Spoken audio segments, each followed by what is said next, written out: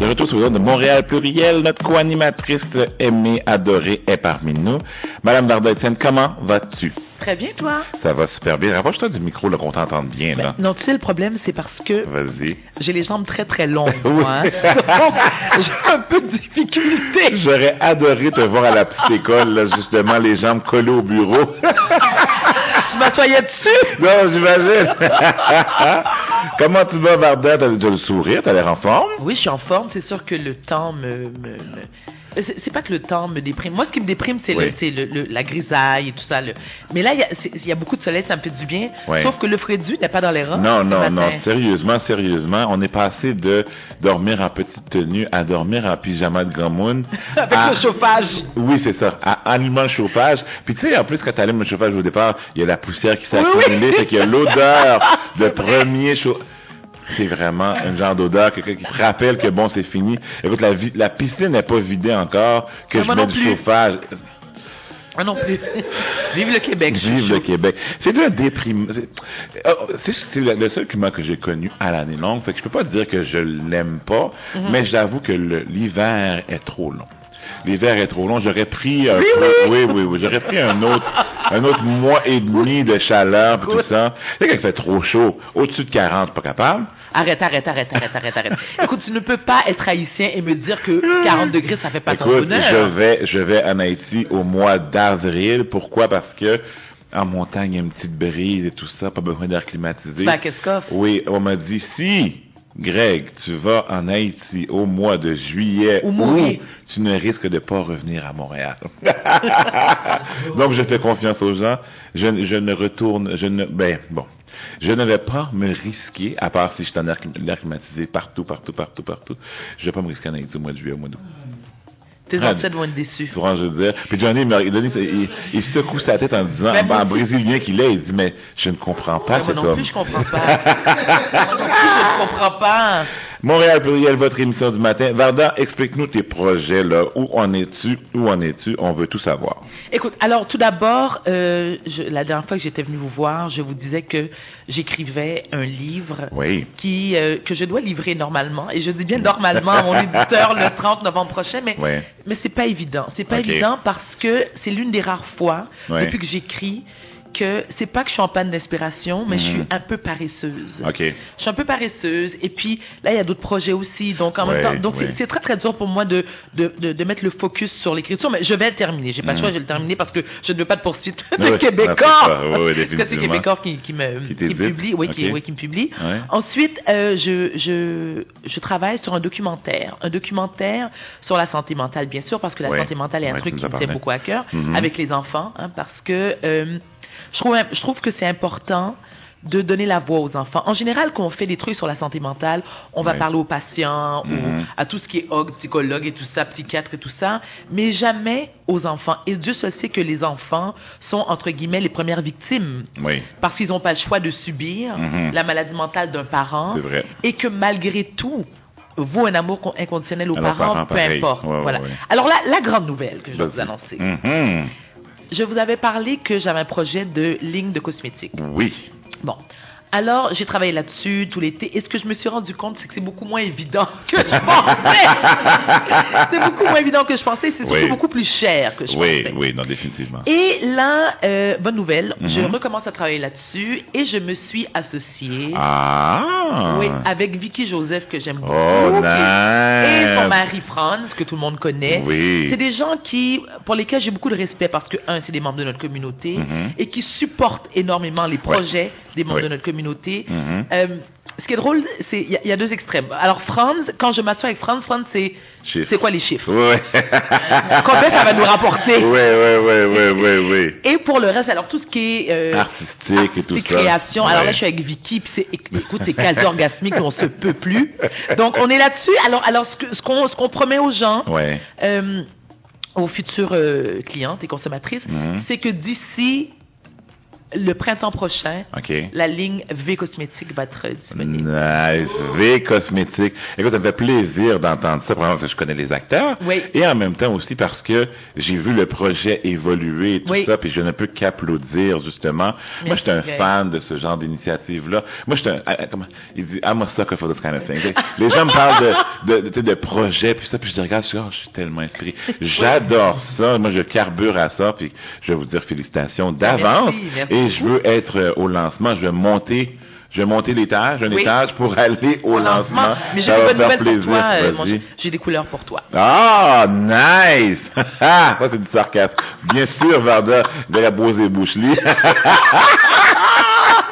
Écoutez, ce genre de choses, je suis comme, moi, heureusement, j'ai rien contre les homosexuels, mais je suis content de ne pas être un. Parce que, avec la corpulence que j'ai, avouez que ça aurait été drôle, là, comme quand c'est rosé bouche moi, je mets du fond de teint. Non, mais attends.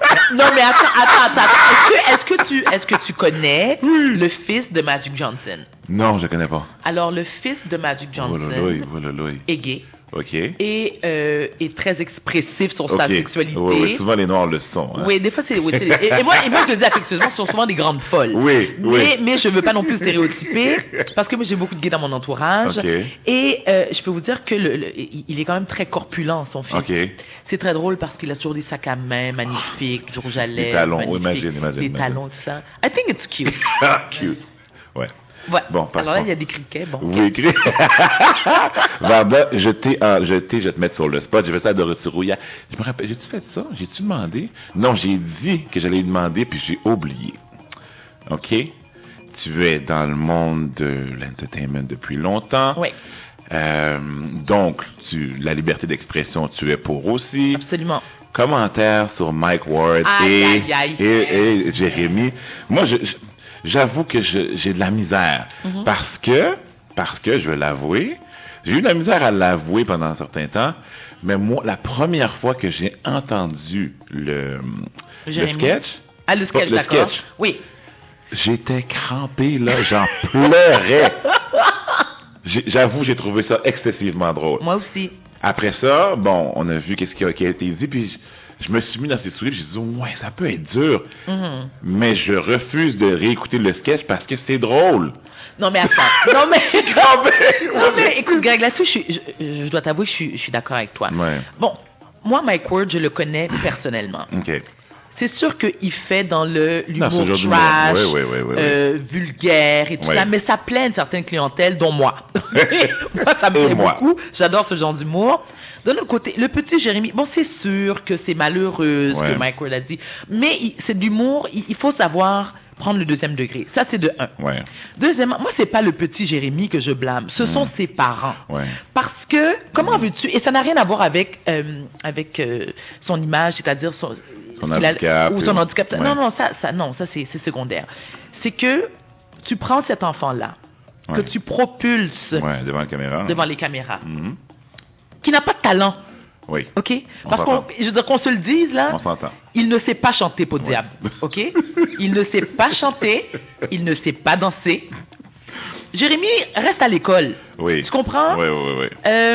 Moi, si j'étais toi, je veux dire, faudrait peut-être focuser sur l'éducation.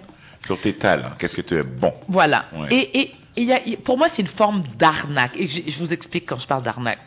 C'est-à-dire que l'impression que j'ai, et j'ai demandé à mon entourage qu'ils en pensaient aussi, c'est qu'on a l'impression que Jérémy, c'est gonti pancob. Oui. Bon. Jérémy a dit, comment pourrais-je faire de l'argent rapidement et aussi faire parler de moi puisque j'ai un album qui sort bientôt. Donc, il s'est dit, je vais faire d'une pierre deux coups, je vais poursuivre Mike Ward parce que c'est sûr, ça va être partout, ça va être une forme de petit scandale médiatique. Et de deux, les matantes, parce qu'il y a beaucoup de matantes qui font du scrapbooking dans leur sous-sol à Sorel-Tracy, qui vont dire « Oh, Jérémy, pauvre petit, Jérémy, on l'aime. » Parce que tu sais que le Québécois moyen aime avoir pitié des gens. Oui, ça fonctionne tout le temps. On l'a vu à Star Academy, la voix, je veux dire, c'est vrai. La outsider, celle qui vient d'une région très profonde. Qui a une maladie de préférence, ou un parent qui n'était pas dans sa vie, une ancienne droguée. Les Québécois aiment savoir pitié. Celle-là qui se lève la tête puis qui rentre dans une salle avec assurance. Lâche pas, Nathalie! Lâche pas, ma tante Josette avec toi. C'est vrai qu'on est comme ça. Non, les Québécois sont comme ça. Non, mais je veux pas... Bon, oui, on est comme ça. Non. Moi, je suis québécoise, née ici, et quand je vois ça, je fais... Oui, je me dédouane, je suis brésilien. Mais attends, alors, voici ma réaction lorsque je vois ce genre de truc, c'est... Ouais. Oui. Mais bon, on va s'entendre. Les Québécois non montréalais sont comme ça. Absolument, c'est vrai. Les Québécois montréalais sont plus branchés sur les gens qui ont de l'entre-gens, qui sont confiants et non pas le outsider qu'il n'y a aucune chance de gagner, mais par la faveur populaire, on propulse à l'avant-plan. Moi, je suis pas du genre du tout, là. À ce niveau-là, non. Moi, j'aime l'assurance, j'aime la détermination, j'aime les gens qui regardent les gens dans les yeux, qui sont même un peu borderline fendants. Oui, moi aussi. Moi, la première. Je suis à l'aise avec ça. Moi, la première. Mais pour revenir avec Jérémy, moi, écoute, je suis tortillé là-dessus parce que c'est vrai qu'il doit avoir eu des oui, bien sûr, des victimes de moqueries. Oui, c'est clair. Mais le 2-3 ans à attendre, puis, quand font comme moi, album Cap-Vini, c'est vrai que ça fait bien du bon sens. Je veux dire, le prélude à l'album, là, ça fait bien du bon. Ça fait 3 ans qu'on n'a jamais entendu parler de ton nom. Puis là, tout d'un coup, tu reviens, puis une poursuite. Puis en plus, une poursuite de 80 000 $. 80 000. Et il faut aussi spécifier qu'en termes de frais juridiques, Mike Ward en a pour 50 000. OK, ben c'est tout ça pour 30 000 $? Il faut qu'il y ait un autre avantage. Je te dis, l'avantage, c'est l'album pourri qui va nous faire écouter bientôt. Pourri. Tu vois, ce que j'aime avec Varda, c'est qu'elle dit des choses que je peux pas dire moi-même. Non, ça va être pourri. Il a pas de talent. Oui, non, il a pas de talent. Peut-être qu'il a appris depuis 3 ans. Il y a peut-être des compositeurs qui sont venus l'aider, faire des chansons pour lui, créer. Hein? Non, c'est ça. On fait pas de la musique comme ça. Non, c'est vrai. Il est pas bon. Jérémy, reste chez toi, hein? Reste chez toi, Jérémy. J'espère que tu gagnes, Jérémy, mais reste chez toi parce que là, après ça, oui. Mais là, qu'est-ce qu'il va dire après si son album est pas bon? Puis là, si les humoristes se déchaînent sur lui. Alors voilà le truc au Québec, c'est que personne va y toucher après ça. C'est ça l'affaire. C'est qu'au Québec, on n'a pas assez de couilles pour dire. Alors, on prend la balle au bon, merci. Et on peut faire des blagues là-dessus. Non, parce que là, les humoristes au Québec vont avoir peur de se mouiller et dire, attends, s'il a été capable de poursuivre Mike Ward, il n'a rien à perdre, lui. Il va poursuivre les autres. Et on s'entend qu'au Québec, un humoriste populaire fait cob. Oui. En pile cob. Oui. Mais la limite est où au niveau de, pas de la liberté d'expression, mais le domaine public? Moi, j'avoue que, je suis à la radio, puis des fois, j'ai de la misère avec ça, parce que je sais pas jusqu'à où ça va. Est-ce que je suis une personnalité publique ou pas? Est-ce qu'on peut faire des jokes sur Greg maintenant? Donc, je dis, je serais pas à l'aise avec ça, parce que, moi, je vais pas réagir comme Jérémy. Je vais venir frapper chez toi, puis je vais te dire, Mike Ward. Non, mais attends, c'est pas j'ai entendu la blague que tu as faite sur moi hier. Mais si j'étais toi. mais Greg, sincèrement, moi, je te dirais que c'est le prix à payer. C'est-à-dire que, avec le temps, ton dos devient de plus en plus large. Oui. Et avec le temps aussi, c'est que tu prends une certaine assurance, tu as une maturité, il y a une sagesse qui se développe. Moi, la vérité, j'en ai absolument rien à battre. Comment tu deals avec ça, toi? Tu l'as vécu, toi? Oui, puis je le vis encore, mais il y a la maladie mentale qui fait que... qui me rend complètement différente aux gens. Comment je le dis en français, là? Si tu pètes ta coche sur quelqu'un, tu peux toujours dire, maladie mentale, moi, tu sais ce que ça m'a envahi. Tu sais ce que je dis? Alors, moi, faut que je le dise en anglais parce que c'est très drôle. Moi, je dis toujours aux gens, I'm a certified crazy bitch on paper. Donc, on paper. Donc, dès que... Ah oui, it's proven. Donc, quand je pète ma coche, mon psychiatre est toujours à un appel pour faire une belle lettre pour dire, c'est pas de sa faute, elle a décidé d'être en crise. Ça passe tout le temps. Mais pour revenir à ta question, je te dirais que ça fait partie du métier. Parce que quand tu es public, il faut prendre les bons et les mauvais côtés. C'est-à-dire que tu as des gens qui comme, je vais prendre moi par exemple. Il y a des gens qui m'envoient des courriels ou qui m'arrêtent dans la rue, qui me trouvent mieux que je me trouve moi-même. Qui sont là, qui te vénèrent, qui t'adorent, qui t'aiment et qui t'aiment et qui t'aiment.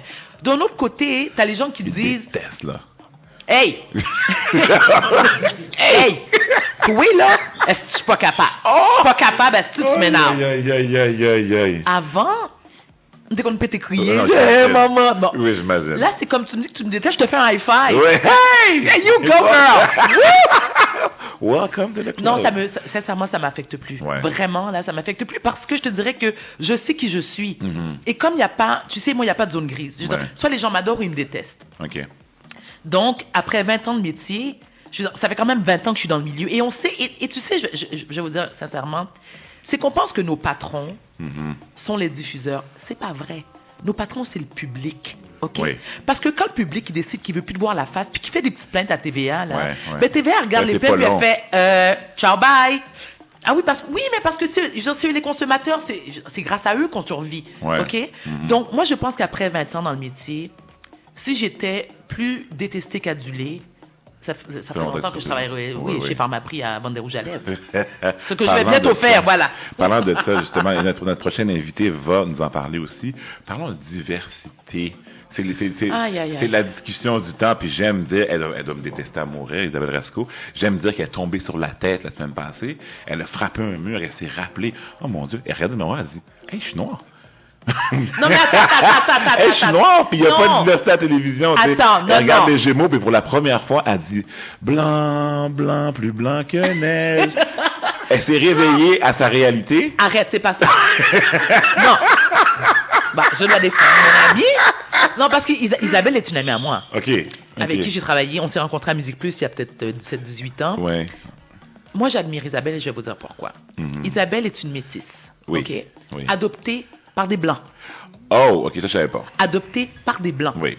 Isabelle est très, très fière de son héritage black. Ouais. Elle est mariée avec un black. Elle a des enfants blacks et elle est très fière de ça. Isabelle a une carrière admirable à la télévision. Elle était quand même à TVA en prime time. Elle fait de la radio. Elle est impliquée à sa manière. Et moi, à chaque fois qu'on se voit, on se parle, c'est toujours le même sujet qui remet sur la table, c'est oh my God, il y a vraiment pas assez de black à la télé. Mais moi, je vais aller plus loin que ça. Vas-y. C'est pas qu'il n'y a pas assez de black. Il n'y a pas assez de black, il n'y a pas assez d'asiatiques, il n'y a pas assez d'arabes, il n'y a pas assez d'hindous, il y a pas. C'est parce qu'on ne peut pas vivre dans une société multiculturelle et qu'on n'est pas représenté. Ah oui, OK? Ouais. Et moi, quand on est représenté. Là, on est dans les stéréotypes, genre gangster, drug dealer, bonne et tout ça. Bonne. Non, mais c'est vrai. C'est vrai. Moi, on m'a déjà offert Non, mais je te jure, on m'a déjà offert un rôle d'une productrice extrêmement connue au Québec pour être la bonne. Et j'ai fait, bitch, please. La bitch, bonne. please. Non. Non. Puis en plus, quand tu joues ce rôle de bonne, là, tu sais, souvent les gens, si tu joues le rôle de bonne, là, puis tu le fais bien, tu vas avoir juste des rôles de bonne. Tout à fait. Qui vont être envoyés. Tout à fait. Mais le problème, c'est que il faudrait avoir plus de demandes, plus de plaintes aux diffuseurs et dire à TVA, écoutez, il n'y a pas assez de black en ondes. Radio-Canada, il n'y a pas assez de black en ondes. Parce que le problème qui arrive, c'est que ce qu'ils vont vous dire, alors l'excuse qu'ils nous donnent, c'est que oui, le téléspectateur a besoin de s'identifier. Oui, okay? la matante... Ma mère, elle s'identifie pas à Sophie Thibault, là, on s'entend? Non, on s'entend. Mais la matante de Salaberry de Valleyfield, par exemple. Qui fait du descendre de table en tricot dans son sous-sol. Comment on appelle ça encore, l'affaire, pas le bridge, le bingo. Elle va au bingo le vendredi. Est-ce qu'elle s'identifie à toi puis moi? Est-ce qu'elle veut nous voir à la télévision? Ben moi, c'est parce que la matante de Sorel Tracy qui fait des centres de table en tricot, elle me trouve bien belle puis bien drôle. On t'aime assez la Varda, là. On t'aime Verda. On t'aime assez la Verda, là. Verda. Et moi, je dis, et madame, deux choses. Un, c'est pas Verda, c'est Varda. C'est pas Varda, c'est Varda. Non. Mes amis, c'est toujours distrayant. On va faire une petite pause publicitaire. On vous revient avec Dominique Mathieu de Animation Dominica. Varda reste avec nous pour la durée de l'émission. Varda, tu me fais pleurer ce matin. Attends, j'ai mes médicaments. Ah bon, écoute, on va se faire un pointé ce matin. Aïe. Pause publicitaire, on revient sous peu. Skin FM 106.3, Montréal.